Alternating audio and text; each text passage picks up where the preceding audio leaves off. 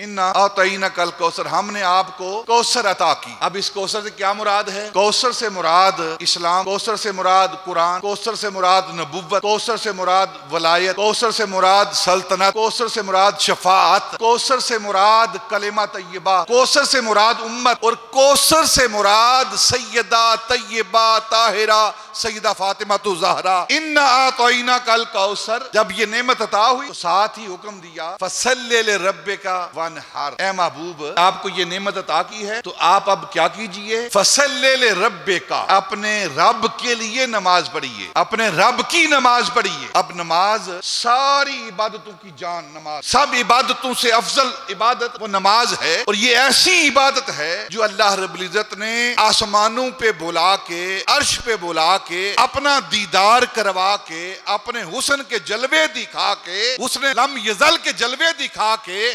سامنے بٹھا کے، فَأَوْحَىٰ إِلَىٰ عَبْدِهِ مَا أَوْحَىٰ کا نغمہ سنا کے پھر محبوب کو یہ نماز دی ہے۔ وانحر، اور اللہ کے لیے قربانی دیجئے، یعنی نعمت پر اللہ رب العزت حکم دے رہا ہے اپنے محبوب کو کہ آپ اس نعمت کا شکرانہ ادا کرنے کے طور پر آپ نماز پڑھی۔ جب محبوب کو نعمت عطا کی گئی تو نماز کا حکم دیا گیا، تو جب امتی ان پر نعمتیں ہوں گی تو بدرجہ اولا ان کو چاہیے کہ وہ نماز کی طرف آئیں۔